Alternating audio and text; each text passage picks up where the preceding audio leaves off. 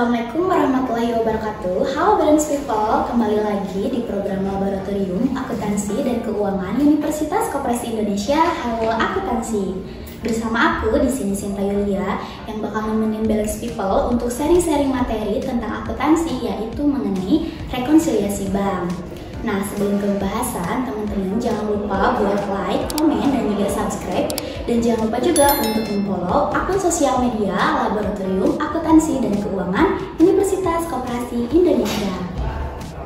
Oke, Balance People, setelah pembahasan materi tadi, di sini ada contoh soal. Nah, di sini tuh berikut ini data catatan kas PTDLB pada tanggal 31 Januari 2025. Jumlah saldo dalam catatan perusahaan sebesar Rp480.500. Saldo menurut rekening koran saat itu menunjukkan total jumlah dana sebesar Rp445.000.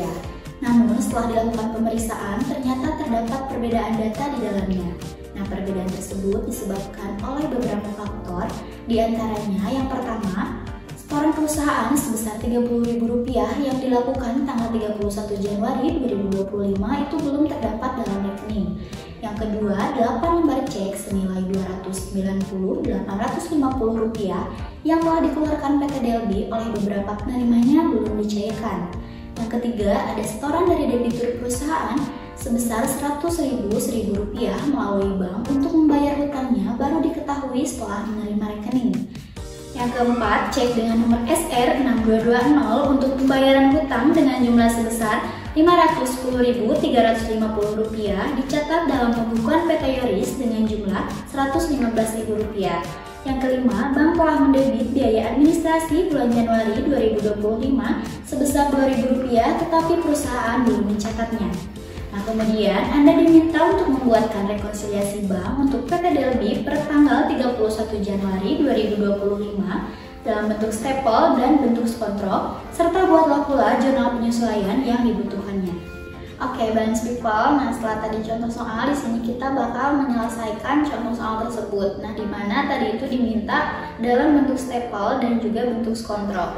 Nah, untuk bentuk stapel ini itu bentuknya ke bawah dan untuk bentuk skontrol itu bentuknya ke pinggir, tetapi nantinya itu bakal dalam pengerjaan yang sama. Oke, selanjutnya di sini yang pertama kita analisis dulu, yaitu pada saldo menurut bank dan juga saldo menurut perusahaannya. Nah, di sini ada jumlah saldo dalam catatan perusahaan sebesar Rp480.500. Nah, itu adalah saldo kas menurut perusahaan.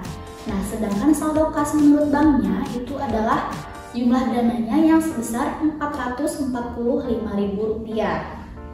Nah, setelah mencantumkan saldo kas menurut bank dan juga saldo kas menurut perusahaan, nah teman-teman tinggal menganalisis dari setiap faktor yang 5, yang ada 5 faktor tersebut.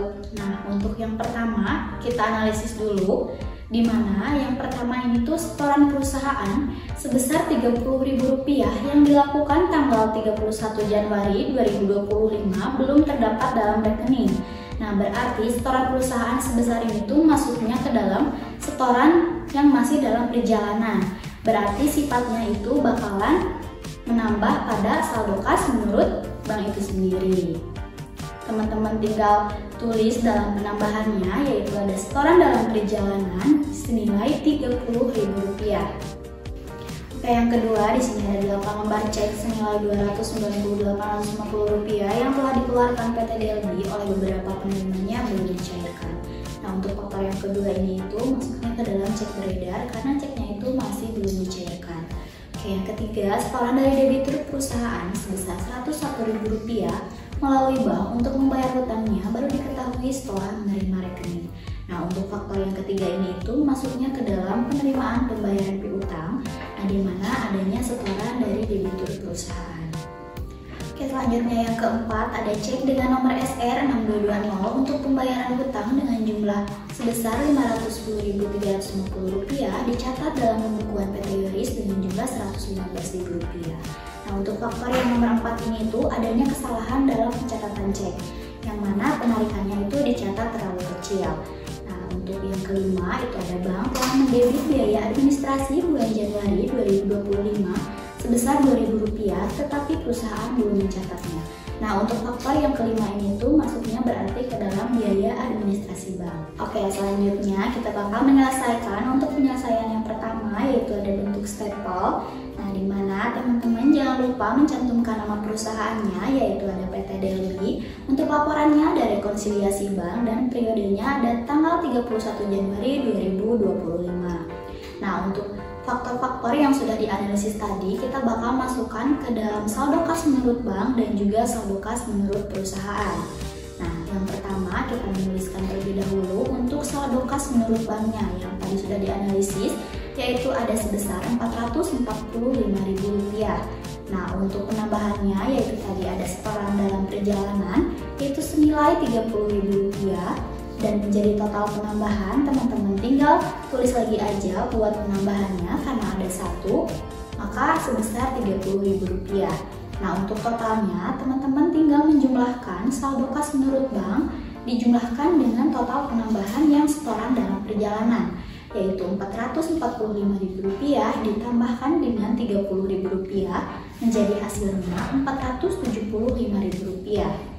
Nah, untuk pengurangannya tadi sudah dianalisis adanya cek beredar. Teman-teman tinggal masukkan yang cek beredar di dalam pengurangan, yaitu senilai Rp209.850. Dan untuk total pengurangannya karena ada 1, teman-teman tinggal masukin aja sama lagi untuk nominalnya, dan jangan lupa untuk memakai tanda kurung karena itu buat menjadi bahan untuk pengurangannya. Nah, setelah disesuaikan, di sini tuh ada saldo kas yang telah disesuaikan pada pihak bank itu sendiri. Di mana tinggal teman-teman kurangin aja yang total dari penambahan, yaitu ada Rp475.000 dikurangi dengan Rp290.850 akan menghasilkan Rp184.150. Itu buat saldo kas yang telah disesuaikan pada pihak bank. Oke, selanjutnya di sini teman-teman akan menuliskan lagi saldo kas menurut perusahaannya.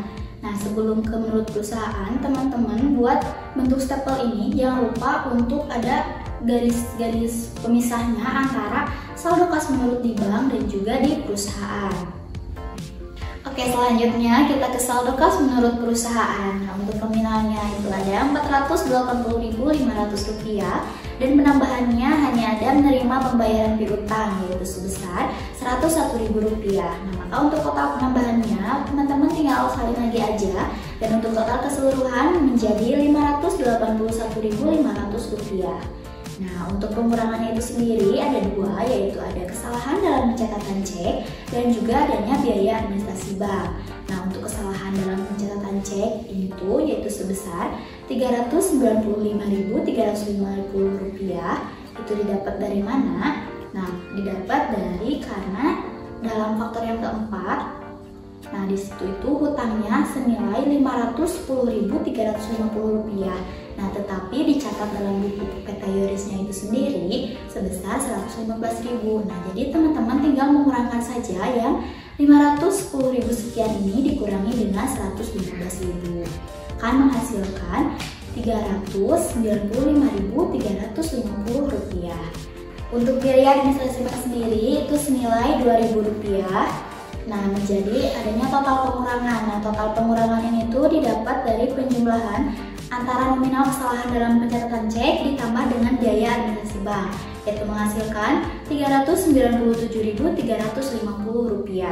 Nah, untuk total pengurangan ini tuh nantinya bakal ada dari total yang setelah penambahan Rp581.500 dikurangi dengan Rp397.350. Nah, ini akan menghasilkan saldo kas yang telah disesuaikan pada perusahaan, yaitu sebesar Rp184.150. Itu untuk saldo yang telah disesuaikan pada pihak perusahaan. Oke, untuk solusi yang kedua yaitu ada dalam bentuk kontrol. Nah, sebenarnya itu dalam pengerjaannya masih sama, tetapi berbeda dalam posisi saja. Yang staple itu yaitu ke bawah, dan untuk yang bentuk kontrol ini ke pinggir.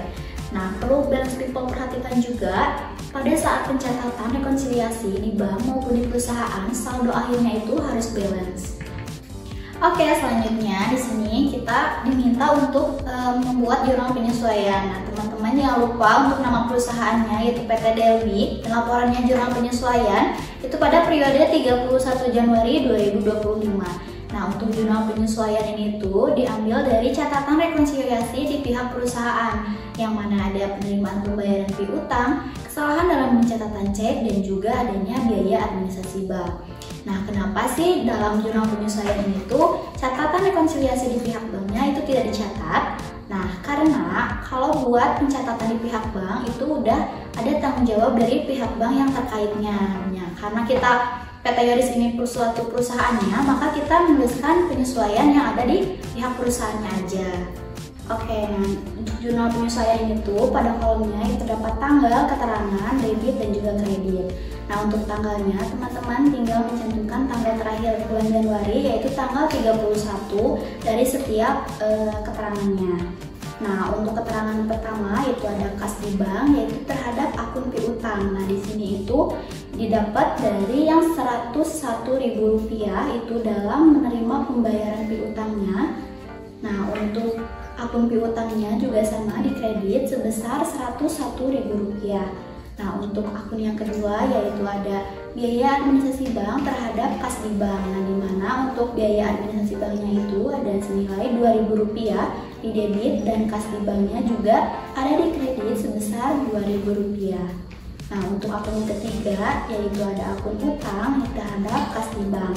Nah, untuk nominalnya yaitu dari yang kesalahan dalam pencatatan cek, yaitu sebesar Rp395.350.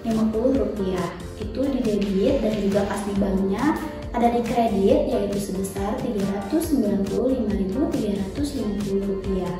Nah, untuk totalnya di sini teman-teman antara debit dan juga kreditnya itu harus balance, yaitu sebesar Rp498.350. Oke, balance people, itu dia pembahasan di video kali ini mengenai rekonsiliasi bank. Nah, balance people boleh komen untuk request materi apa lagi sih yang bakal disampaikan pada video selanjutnya. Saya Sinta Yulia dan tim pamit undur diri. Wassalamualaikum warahmatullahi wabarakatuh. Baik di perusahaan maupun di pada dikit lagi. Yang pertama di sini pertama. Nanti yang pertama apa?